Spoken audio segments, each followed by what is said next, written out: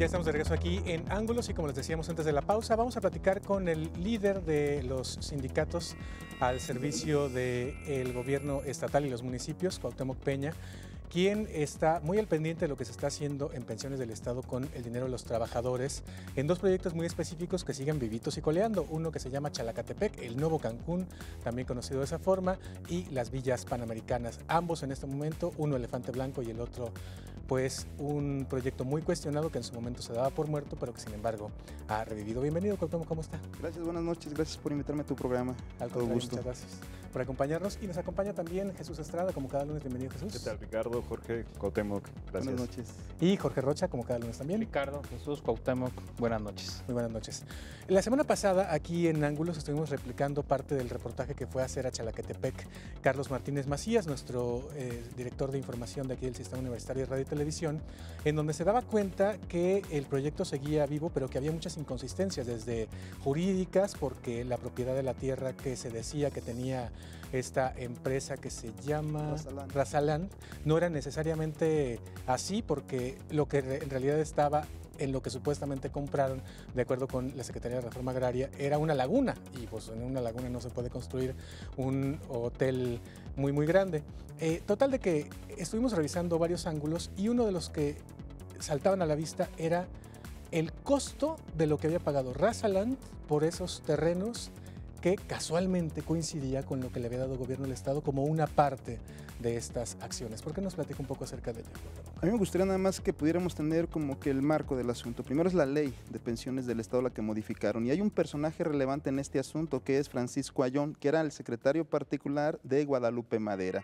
Ellos fueron dos de los activistas junto con Juan Pelayo que estuvieron presionando más o menos en el mes de noviembre. ¿Guadalupe Madera siendo?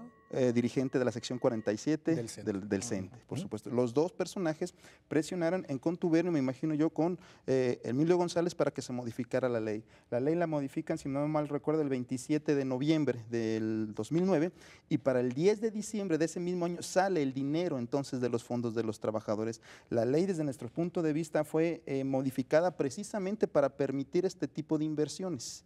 Y no solamente estas inversiones, sino otro manejo completo, ¿no? ¿Qué decía antes y qué dice ahora esa ley? La ley, una de las cosas relevantes de la ley es que el Congreso del Estado tenía que participar o lo tenían que consultar en el momento de desincorporar o hacer inversiones de alto riesgo. El Congreso fungía como un equilibrador precisamente de los fondos de los trabajadores. Se tenía que discutir públicamente cualquier inversión de riesgo, y ahora no.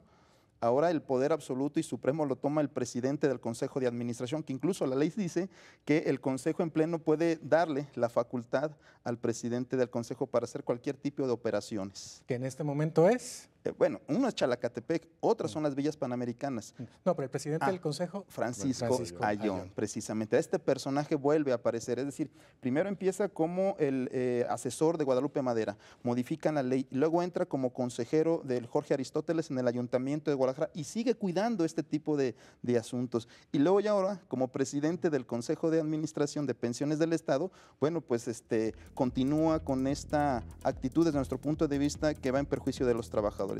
Señaló que iban a invertir 80 millones más de dólares en el fondo, que ya no iban a sacar fondos de pensiones del Estado, dinero de pensiones del Estado, sino que iba a ser un fideicomiso externo o un grupo externo que es Banobras. Pero el problema es que de tener el 48.5% del total del fideicomiso, que era propiedad de los trabajadores, después de que meten estos 80 millones, nosotros le vendemos a Banobras el 20%. Y nos quedamos con el 25%. De hecho, nosotros decíamos, bueno, ni siquiera matemáticamente surge ahí la situación bien, porque 25 más el 20% son 45%. Faltaba un 3% que no sabíamos dónde había quedado. Pero en términos generales, ¿cuál es la ganancia? Si lo convertimos en hectáreas, el fideicomiso señalaba que había 1.200 hectáreas que meten los empresarios. Nosotros metemos la cantidad en dólares, 75 millones de dólares, y ellos meten los terrenos. Bueno, eso se hace el fideicomiso, aunque siempre los empresarios conservan el poder de sacar los terrenos o de echarse para atrás en el fideicomiso. Y de tener, si lo convertimos en hectáreas, casi 600 hectáreas que eran propiedad de los trabajadores, con esta nueva maniobra que hace Francisco Ayllón, nos quedamos solamente con el 25%, es decir, perdimos casi 300 hectáreas, y si las transformas en pesos, se supone que ahora el metro cuadrado está a $14, bueno, tenemos más o menos una pérdida, pienso yo, que más o menos como de 600 millones de pesos, lo que estamos perdiendo. Ahora Francisco Ayllón señala que, bueno, lo que pasa es que tenemos otras inversiones ahora en el en la Mandarina, y un hotel en la Ciudad de México. Y un fondo, dice, líquido de 90 millones. No queda claro este fondo líquido dónde está y para qué sirve. Si el dinero de Banobra, los 80 millones, hubieran entrado a pensiones del Estado, la operación hubiera sido correcta porque nos están comprando casi el 50% de lo que cuesta el fideicomiso. Pero se lo vuelven a dar a los empresarios, y los empresarios tienen libertad de hacer con estos fondos lo que quieran. Y entonces, en la compra de estas hectáreas, también se especula que lo pudo haber hecho Razalan con el dinero de los trabajadores. Hay muchos casos que están documentados en donde a los ejidatarios se les pagó después del 10 de diciembre. Es decir, tenían contratos de promesas de compra. Y después de que los fondos se liberan, bueno, los empresarios empiezan a pagar a los ejidatarios con el mismo dinero de pensiones. Hay quienes dicen que los empresarios solamente vendieron saliva, es decir, con el mismo dinero de pensiones pagaron a los ejidatarios y se quedaron con un margen de ganancia. A los ejidatarios se les estaban comprando el metro cuadrado, si mal no recuerdo, a $1, y los meten al fideicomiso a $13. Incluso, aun cuando no exista ningún proyecto y no se construya nada, ellos ya se llevaron más o menos, creo, como 1,000 millones de pesos de ganancia, más o menos. Entonces ya es negocio para ellos, ya los empresarios ya ganaron. Si se van a Puerto Vallarta, bueno, las oficinas de Razalan derrochan lujo, derrochan dinero, pues, y es dinero de los trabajadores. Pero el fondo también del asunto nos parece particularmente interesante. Si el gobierno sabía que muchos de estos terrenos fueron ahora sí que despojados de sus propietarios originarios, y que los empresarios tenían un grupo de abogados que empezaron a amedrentar a los ejidatarios, y que todo esto se hizo en un asunto muy turbio, muy oscuro, en vez de investigar directamente este asunto, premia a estos empresarios y les da pues el fondo de los trabajadores.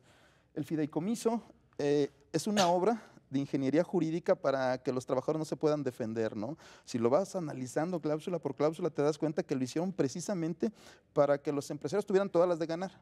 Hay 6 votos, 3 tienen los empresarios y 3 tenemos los trabajadores o pensiones del Estado, pero el voto de calidad siempre lo tienen los empresarios. Siempre van a decidir ellos qué hacer con los fondos de los trabajadores. Y obviamente Pensiones se obliga a que si los empresarios siguen metiendo terrenos al precio que quieran, Pensiones tendrá que seguir metiendo dinero, so pena de ir bajando también su participación en este fideicomiso. Entonces, es una obra de ingeniería para fraudear a los trabajadores. Dice Francisco Ayllón que esta es una ley de avanzada. Me parece que es una ley que garantiza la corrupción y la impunidad, porque no hay transparencia, no hay rendimiento de cuentas, todo es un consejo cerrado y entre ellos se reparten, creo yo, los negocios que se están haciendo. Oye, Cuauhtémoc, ¿y qué en esto que estás platicando, qué hizo, qué participación tuvo el exgobernador Emilio González? Digo, porque el proyecto viene, o por lo menos yo lo empecé a escuchar desde su administración. Es decir, ahí, ¿cuál es tu opinión al respecto? Me parece que él estuvo, obviamente, el gobernador lo involucraron en este asunto, o le vendieron la idea, o él la compró, o él la partícipe. Y obviamente facilitó todo el proceso.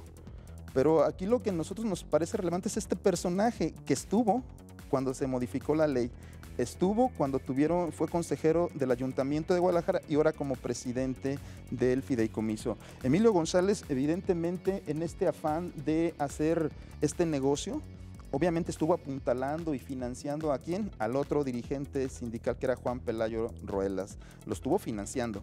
Teníamos nosotros documentos en donde de pensiones del Estado le daban al mes más o menos como 250,000 pesos de los propios fondos de los trabajadores, ¿no?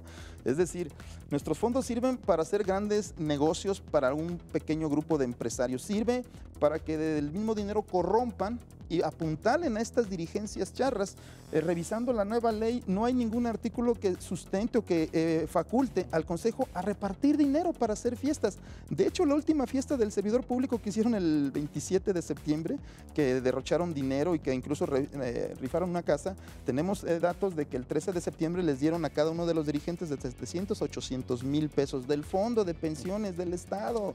Entonces es un asunto muy perverso, un asunto de corrupción que continúa. Si me preguntan, no hay cambio. Yo no he visto ningún cambio. De que se va Emilio y llega el nuevo gobierno, ¿cuál es el cambio?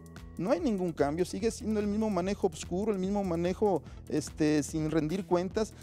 Y vuelvo a ser relevante este asunto. El personaje, el hilo conductor de muchas de estas maniobras es Francisco Ayllón. Muy bien. Vamos a una pausa. Después de la pausa seguimos platicando con Cuauhtémoc acerca de este manejo que se le ha dado a los recursos de los trabajadores, y también le vamos a preguntar acerca de la defensa que ha dicho el propio Paco Ayllón y el gobierno del estado respecto a este tema de Chalacatepec, que es que como ya se invirtió, no se puede dejar perder el dinero de los trabajadores. ¿Se vale o no se vale? En algún momento se verán alguna especie de ganancias los trabajadores. Lo platicamos después de la pausa.